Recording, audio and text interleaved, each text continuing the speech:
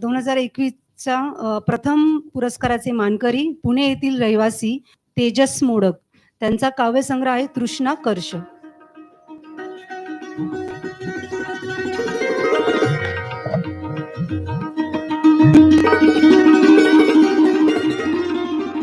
तृष्णा कर्ष हा तेजस मोडक यांचा काव्यसंग्रह.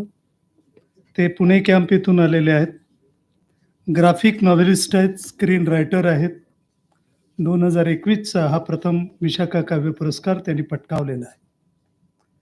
त्यांच्याबद्दल लिहिताना एका अभ्यासकाने लिहिलेलं आहे की कॉन्व्हेंटमध्ये शिकलेला हा मुलगा, परंतु मराठीच्या बाबतीत चिंता दूर करणारा आहे. एक आश्वासक कवी आहे. मराठी भाषेला किमान थोडीशी निश्चिंती देणार आहे. अतिशय भावगर्भ आशय, तरल आणि मिताक्षरांमधून मांडणारा हा कवी अगदी आगळ्या वेगळ्या कवितेचा धनी आहे. त्यांच्या कवितेतल्या काही ओळी: सत्य असत्याच्या मधल्या एका फटीत लपून बसल्या आहेत काही गोष्टी, ज्यांच्यापर्यंत ना आपल्या नजरेचं ऊन पोचतं ना मताचं पाणी.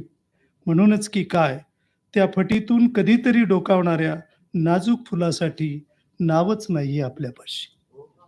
तेजस मोडक. मान्यवरांना मी विनंती करते की तेजस मोडक यांचा सत्कार करावा.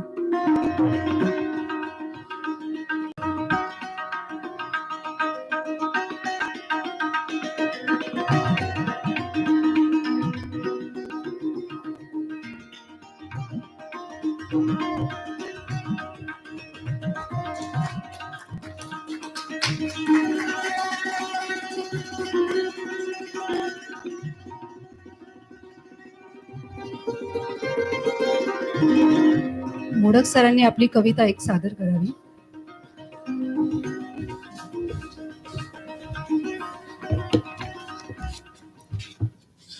एक योगायोग असा की मी जी सादर करणार होती आता सरांनीच वाचली.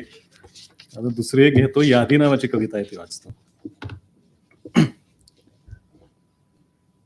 रंग आहेत, अनेक आठवणी आहेत ज्या आपापसात ते रंग वाटून घेतात. एक कॉम्प्लेक्स असा त्रागा आहे, स्वतःचा वजूद शोधणारा. खूप सारं लहानपण आहे जे कधीतरी उगाच ओशाळून लपून बसतं एखाद्या कोपऱ्यात, कधीतरी एकदम बाहेर पडून भॉक करतं. कोपरे असंख्य आहेत, खाचा पण आहेत. खुंटीला टांगून ठेवल्यासारखे काही विचार आहेत. ते धुवायला टाकायचे का इस्त्री करायचे का घडी करून ठेवायचे हेच न ठरवता आल्यामुळे बराच काळ असेच खुंटीवर लटकलेत उपरे. स्वप्नांचा कारखाना आहे, शब्दांची हौस आहे, जिभेवर रेंगाळणाऱ्या त्यांच्या चवीचं आकर्षण आहे. अनेक धाग्यांनी विणलेली एक मऊ शांतता आहे. तिची सुतं अडकून टाके उसवतील असे खिळे आहेत. काही जुन्या क्षणांचे, काही नवीन जाणीवांचे. एक अनाहत शोध आहे, पण त्या शोधाला अमुकच अशी दिशा नाही. एक रिकामटेकडी उत्सुकता आहे. प्रश्नांचा खच आहे एकीकडे एक मुका समज आहे कसला तरी. मुका असल्यामुळे कसला ते सांगता येत नाही.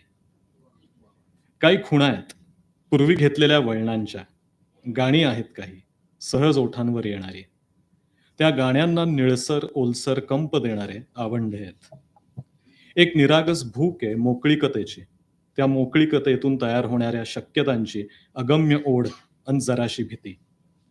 असंख्य चित्र आहेत थैमान घालणारी, बोटांना शिवशिवणारी, मनाच्या पापुद्र्यांना कॅनव्हस म्हणून अलगद सोलत भसाभसा भरणारी.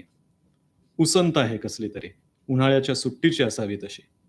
पावसाळे आहेत काही, आणि अशा मेघांची वंशावळ जे कधी सांडलेच नाहीत माझ्या जमिनीवर. एक यादी आहे अपूर्णशी त्या गोष्टींची ज्यांना मी म्हणतो. कधी हरवलो तर ते सामान एकत्र करून सापडेन कदाचित नवी यादी करत बसलो असेन आणि सापडणारही नाही. अतिशय सुंदर अशी कविता सादर केली आहे. आता आपण दोन